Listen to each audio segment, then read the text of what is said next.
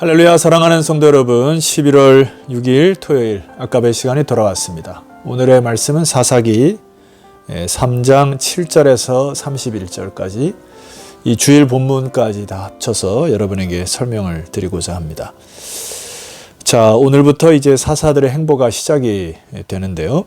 그 시작점이 어디에 있는가? 7절 말씀을 보시면은 이스라엘 자손이 여호와의 목전에 악을 행하여 이렇게 시작을 합니다.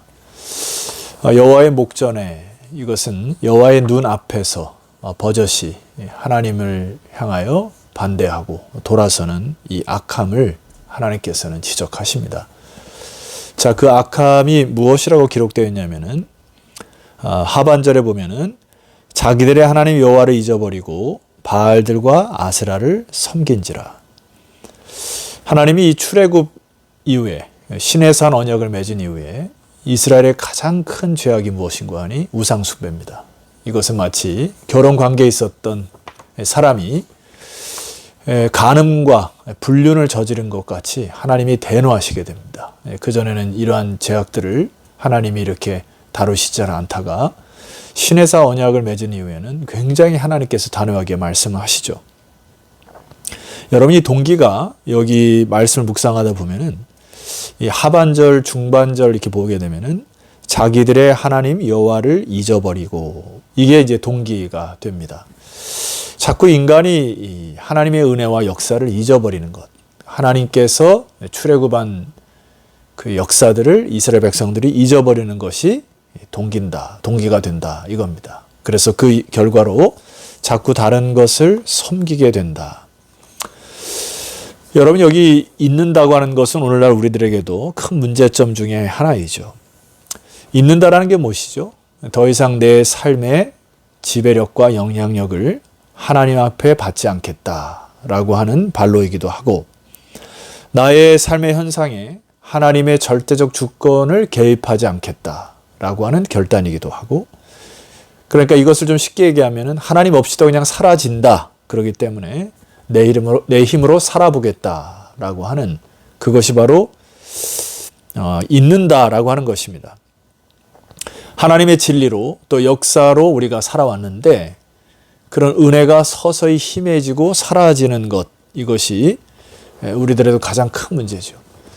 그래서 우리가 매일 말씀을 읽고 기도해야 하는 이유는 하나님의 은혜를 잊어버리지 않기 위하여, 하나님의 역사를 잊어버리지 않기 위하여 우리는 늘 하나님 앞에 깨어 기도해야 하는 것입니다. 자, 그런 의미로 오늘도 이 주님께서 말씀하는 메시지가 무엇인지 여러분 잘 귀를 기울이시고 하나님을 기억하시고 다시금 은혜 속에서 강건하시는 이 시간 되었으면 좋겠습니다. 자, 하나님을 잊어버리고 바알과 아세라들을 섬긴 이스라엘 백성들을 향하여 하나님께서 채찍을 들으시죠. 자, 8절 말씀입니다. 여호와께서 이스라엘에게 진노하사 그들을 메소보다미아 왕 구산 리사다임의 손에 파셨으므로 이스라엘 자손이 구산 리사다임을 8년 동안 섬겼더니, 하나님이 다른 이방 왕에게 그들을 파셨다라고 하는 표현을 사용하시죠. 그러니까 이들의 마음이 이미 간음하고 불륜을 저질러서 그들의 마음의 주인이 바뀌어가지고 주인이 바뀌었다라는 이야기입니다.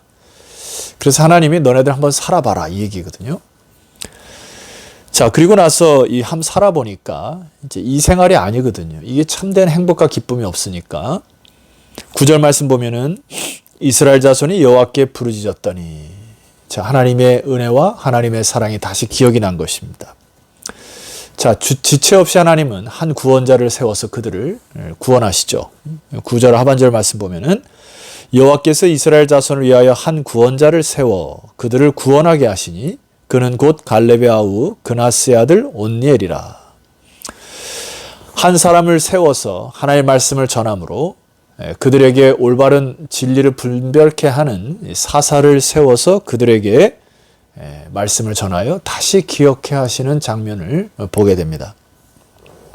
이 온니엘은 이 사사의 첫 사사로서 10절 이하에 보면 이 독특한 표현이 하나 있습니다. 여호와의 영이 그에게 임하셨으므로 그가 이스라엘의 사사가 되어 나가서 싸울 때에, 유일하게 여기 하나님의 영이 그에게 임하여 이런 표현이 있고, 11절 가보시게 되면은 그 땅이 평안한 지 40년 동안 그나스의 아들 온니엘이 죽었더라. 온니엘이 살아 있을 동안에 하나님의 영이 감동됨으로 잘 판단하여 섬겼다. 그래서 백성들에게 평온함이 임했다. 유일하게 사사들 중에 온니엘만이 육신으로 죽지 않았다고 기록하고 있습니다.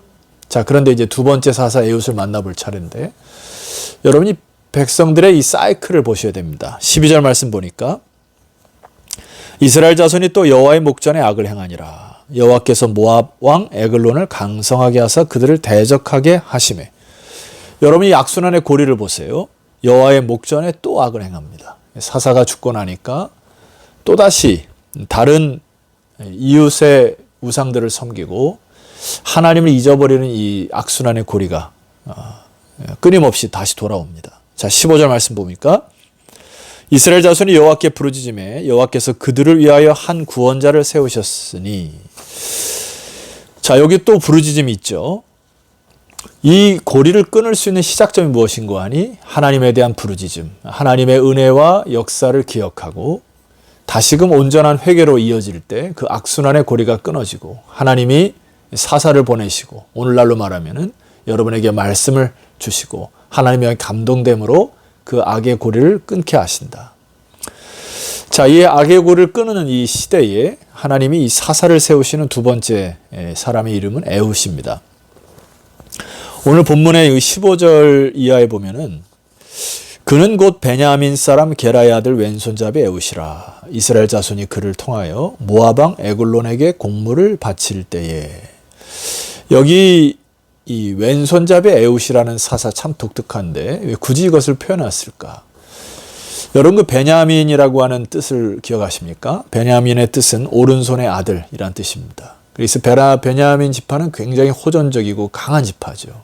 그래서 여러분 나중에 그 레위의 그 디나 사건을 통해서 첩사건을 통해서 이 11지파와 막 싸우는 굉장히 이 호전적인 지파가 이 베냐민 지파, 굉장히 강한 지파죠.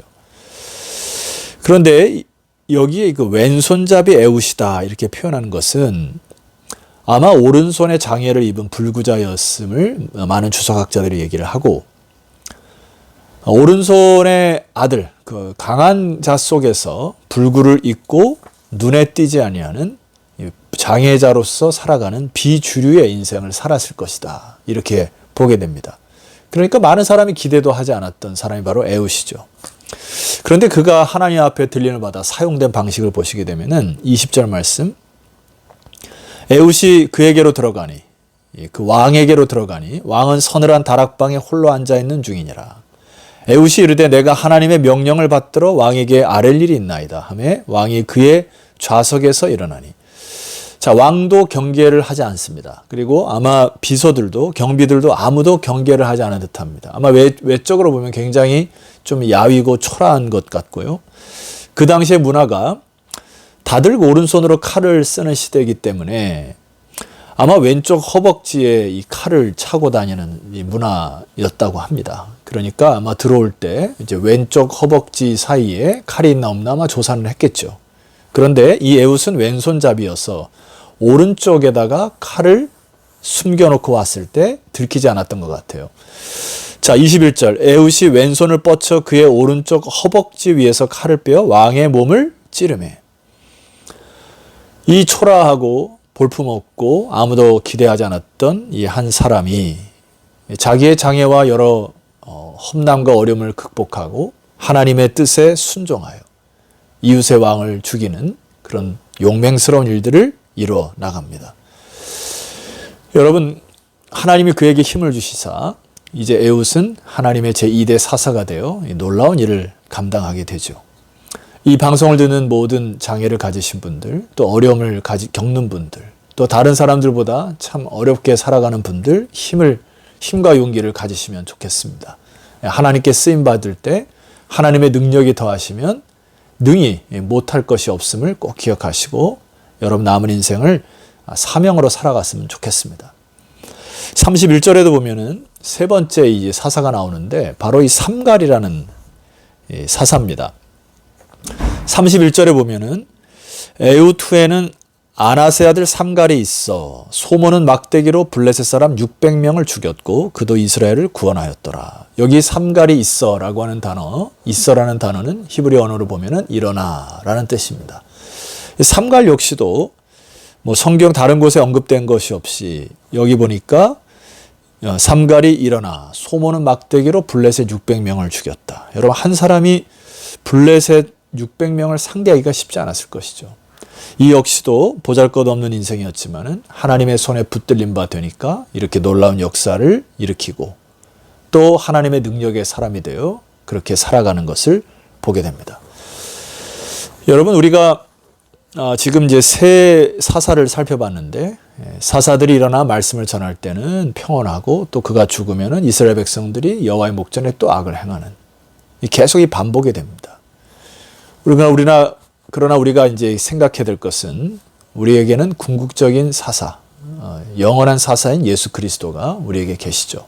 그래서 우리는 그리스도를 붙들고 매일 이 말씀으로 깨어 일어날 때만이 비로소 하나님과 깊은 관계를 회복할 수 있다 봅니다. 자, 신약 성경에 이 베드로 사도가 우리를 권면하는 것만 참 읽어드리고 제가 결론을 좀 드리고자 합니다. 베드로전서 2장 19절, 부당하게 고난을 받아도 하나님을 생각함으로 슬픔을 참으면 이는 아름다우나. 자, 우리가 고난 가운데 여러 가지 고난이 있어요. 여기 부당하게 고난을 받는 경우가 있고, 20절, 죄가 있어 매를 맞고 참으면 무슨 칭찬이 있으리요. 내가 죄를 지어서 당하는 어려움도 있다고 하는 것입니다. 베드로전서 2장 20절 하반절에 그러나 선을 행함으로 고난을 받고 참으면 이는 하나님 앞에 아름다우니라. 사도 베드로가 이렇게 얘기를 하죠. 부당하게 고난을 받아도 하나님을 생각함으로 슬픔을 참아라. 그것은 참 아름답다. 베드로가 뭘 얘기하는 것이죠? 하나님을 계속 생각해라. 그분의 역사와 그분의 은혜를 깊이 생각할 때 우리에게 당한 고난과 어려움을 능히 이길 수 있다. 처음으로 돌아가서 여러분, 이스라엘 백성들이 왜 여호와의 목전에서 악을 행했다 했죠? 자기들의 하나님 여호와를 잊어버리고 바알과 아세라들을 섬기기 시작했다. 이 처음 출발점이 하나님의 역사와 하나님의 은혜를 잊어버린 데서 시작을 한 것입니다. 성도 여러분, 오늘 하루 또 우리 사사기를 묵상하는 동안 하나님께서 여러분을 구원하신 놀라운 은혜의 사건들, 그리고 나의 과거에 일어났던 많은 역사들 속에서 하나님이 개입하셨던 그것을 기억하시면 좋겠고요. 말씀 속에서 하나님이 말씀하셨던 때를 기억하셨으면 좋겠습니다. 그래서 그 기억 속에서 다시금 하나님을 깊이 사랑하시는 저와 여러분이 되기를 주의 이름으로 축원합니다. 기도드리시겠습니다. 하나님 아버지, 감사합니다. 과거를 뒤돌아보면 하나님의 은혜 없이는 여기까지 돌아올 수 없음을 저희들이 고백합니다. 하나님, 이 방송을 듣는 모든 주의 백성들이 이제 2021년 한 해를 마감하면서 올 한 해도 뒤돌아보면서 하나님의 은혜와 역사를 기억하고 다시금 말씀의 터 위에 인생을 건축함으로 여호와의 목전에 악을 행하는 자들이 아니라 하나님을 경외하고 믿음의 유산과 역사를 이어가는 믿음의 사람들이 다 되게 하옵소서. 예수 그리스도 이름으로 기도드렸사옵나이다. 아멘. 자, 성도 여러분 수고하셨고요. 내일은 거룩한 주일입니다. 오늘 하루 여러분의 안과 밖을 깨끗이 청소하시고 거룩한 하나님 앞에 나와 여러분의 영적인 숨을 다시금 쉬시는 주일이 되었으면 좋겠습니다. 내일 뵙겠습니다.